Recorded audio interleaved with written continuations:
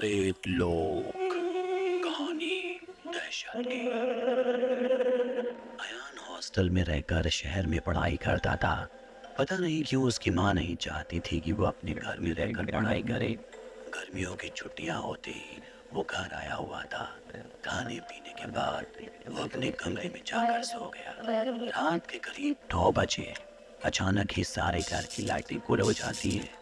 بھینکر گرمی سے ایان اتنا پریشان ہو جاتا ہے جیسے مانو کسی نے اسے آگ کی بھٹی میں جھونک دیا ہو۔ گرمی کی تپش سے بوکھلایا وہ اپنے گھر میں ہی ادھر ادھر ٹہلنے لگتا ہے۔ یہ گرمی اس پر اس قدر حاوی تھی کہ اسے اپنے ہی گھر کی 4 دیواری کھنڈیر نظر آنے لگی۔ تبھی اچانک ایک بے حد سرد ہوا کا جھونکا اس کے جسم کو پار کر گیا۔ اس احساس نے مانو اسے جہنم میں جنت کا احساس کرا دیا تھا۔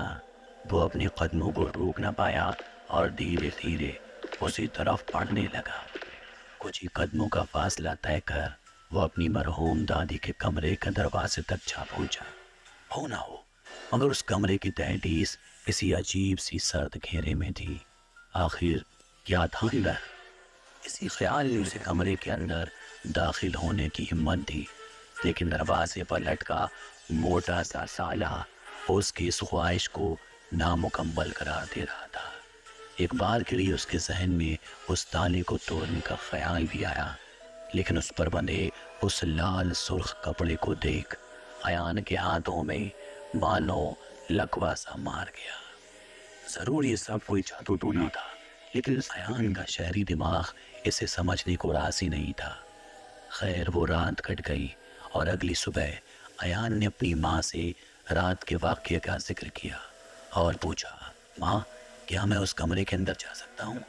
ایان کا یہ سوال مانو ماں کے سینے کو ریت کر گزر گیا۔ اپنے چہرے پر خوف اور زبان پر لڑکھڑاتے لفظوں کا ہجوم لیے اس کی ماں اسے اس حرکت سے فاصلہ رکھنے کا مشورہ دیتی ہے اور کہتی ہے، بیٹا چاہے کچھ بھی ہو جائے تجھے میری قسم تو اس دروازے کی دہلیز کو کبھی نہیں لانگنا، چاہے آدھی رات میں ہی تجھے وہاں کیوں نہ بلاؤں۔ ماں کی آنکھوں میں آنسو تھے۔ اس وقت ایان کا کچھ بھی پوچھنا مناسب نہیں تھا۔ وہ چپ چاپ ماں کی بات پر راضی ہو جاتا ہے اور یہ بات وہیں آئی گئی ہو جاتی ہے۔ اس واقعے کو اب قریب 22 دن بیت چکے تھے۔ ایان کے دماغ نے بھی اس رات کی تصویروں کو کافی حد تک دھندلا کر دیا تھا، لیکن پھر ایک روز رات قریب 2 بجے کے آس پاس ایان کی نیند اچانک ہی کسی آواز کی وجہ سے ساتھ چوڑ دیتی ہے۔ وہ اٹھا اور پانی لینے کچن کی طرف بڑھنے لگا۔ بیچ راستے اس نے محسوس کیا جیسے اس نے ابھی اپنی ماں کو دیکھا۔ ماں آپ اب تک جاگ رہے ہو؟ ماں؟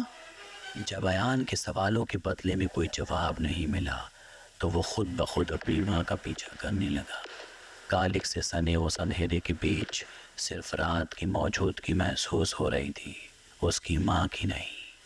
اس کی وہ بے چینی، اندھیرے کا وہ چبھتا سناٹا اور وہی عجیب و غریب سرد ہوائیں اسے 22 دن پرانی اسی رات کا احساس کرا رہی تھی۔ تبھی اسے پھر سے اپنی ماں دکھی، لیکن اس بار وہ ایک کمرے کے دروازے کو پار کر اندر گھس گئی۔ جب ایان اس کمرے کے دروازے کے قریب پہنچا تو اسے اس بات کا علم ہوا کہ یہ کمرہ تو دادی کا ہے اور اس کے پیر وہیں تھم گئے۔ جب کمرے میں اس نے جھانک کر دیکھا تو اس کی ماں ایک بڑے سے آئینے میں دیکھ اپنے بال بنا رہی تھی اور اس کا عکس ایک ٹک ایان کی طرف نظریں گڑائے کھڑا تھا۔ اچانک وہ بولی، اندر آ جاؤ بیٹا، ماں کے پاس آؤ، دیکھو پاپا بھی بلا رہے ہیں۔ یہ سن کر ایان چونکتے ہوئے، ماں، پاپا، آپ سب یہاں کیا کر رہے ہو؟ رکو میں بھی آتا ہوں۔ یہ بولتے ہوئے کمرے کے اندر کی طرف بڑھ ہی رہا تھا کہ اچانک اسے اس کی دادی کی آواز سنائی دی، آ جاؤ بیٹا، ہم سب کے سب یہیں ہیں۔ اچانک ہی ایان کے پیر تھم گئے۔ 4 سال پہلے مر چکی اس کی دادی اس کے سامنے صحیح سلامت کھڑی تھی۔ یہ کیسے ہو سکتا تھا؟ نامعلوم یہ کمرہ اپنے اندر اور کیا کیا راز چھپائے تھا۔ کمرے کی دہلیز سے کچھ ہی دوری پر کھڑا ایان اب صحیح معنی میں موت کے بالکل قریب تھا۔ اس کے اور اس کمرے کی حیوانیت میں محض ایک دروازے کا فاصلہ تھا۔ تبھی اچانک اس کی ماں کی وہ کالی پرچھائی نے اپنی گردن پوری الٹی موڑ لی، اور اب ایان کے سامنے وہ منظر تھا جس کا وہ نہ چاہتے ہوئے بھی چشمدید گواہ بن گیا۔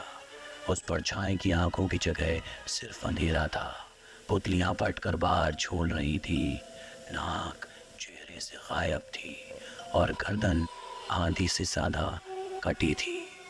جلی ہوئی چمڑی سے رستے خون کی بدبو ایان کے جسم کو کپا رہی تھی اور بار بار اپنی سرکش پری اس خوفناک آواز میں ایان کو کمرے کے اندر بلا رہی تھی۔ اچانک اسے محسوس ہوا کہ جیسے اس کے پیر جم گئے ہوں۔ وہ چاہتے ہوئے بھی کمرے سے دور نہیں بھاگ پا رہا تھا۔ اب اس کے پاس ایک ہی راستہ تھا، موت کا راستہ۔ ابھی وہ اپنے ہی خوف میں غرق تھا کہ اچانک اس پرچھائی کے ہاتھ میں ایان کو اپنے پاپا دکھائی دیے۔ وہ درد سے کرا رہے تھے کیونکہ وہ پرچھائی اپنے بڑے بڑے ناخون پاپا کے سینے میں اتار رہی تھی۔ نہ معلوم یہ رات کہاں جا رہی تھی، کون سی دنیا سے روبرو کرا رہی تھی۔ خوف کا سرہ سرہ ایان کے جسم کو سکھا رہا تھا، مگر اس کے ہاتھ میں کچھ نہیں تھا۔ تھوڑی ہی دیر میں پتا کے جسم سے نکلتا خون ایان کے پیروں میں پھیل گیا، لیکن باوجود اس کے رات کے آخری چھوڑ تک اس نے اپنی ہمت باندھے رکھی، اور اچانک ہی اگلی صبح کی روشنی اس کے دروازے سے ٹکرائی۔ ایان کی آنکھوں کے سامنے دیکھتے ہی دیکھتے وہ دروازہ بند ہو گیا اور اس پر وہ لال سرخ کپڑا پھر جا لپٹا۔ رات کے اس واقعے نے اب تک ایان کی ہمت کو توڑ کر رکھ دیا۔ جب اگلی صبح اس نے اپنی ماں کو صحیح سلامت اپنی قریب دیکھا تو وہ ان سے جا لپٹا اور ایک ایک واقعہ انہیں تفصیل سے سنانے لگا۔ ماں نے سب کچھ سنا اور پھر اسے اس دروازے کے پیچھے کی حقیقت سے روبرو کرایا۔ اس نے بتایا کہ یہ کمرہ اس کی دادی کا ہے۔ اس کی دادی 4 سال پہلے تک وہیں رہا کرتی تھی۔ ان کی موت کے بعد اسے بند کر دیا گیا تھا کیونکہ اسی کمرے میں وہ کالی ودیا کا پاٹ کر بھوت پریتوں اور چڑیل ڈائنوں کو خوش کیا کرتی تھی۔ اپنے انتم وقت میں انہیں معلوم تھا کہ ان کے جانے کے بعد یہ پوجا پاٹ بند ہو جائے گی اور اس کے بعد یہ بری آتمائیں باہر آ جائیں گی۔ اس لیے انہوں نے اس کمرے کو ہمیشہ ہمیشہ کے لیے بند کر دیا۔ لیکن جب ایک رات تم اٹھ کر اس کمرے کے قریب گئے تو ان آتماؤں کو ان کا نیا شکار مل گیا، جسے پانے کے لیے وہ کل رات کسی بھی حد تک گزر گئی۔ لیکن ایان کی ہمت نے ان کے منصوبوں کو کامیاب نہیں ہونے دیا اور ایک بار پھر ان بری شکتیوں کو اسی دروازے کے پیچھے قید رہنا پڑا۔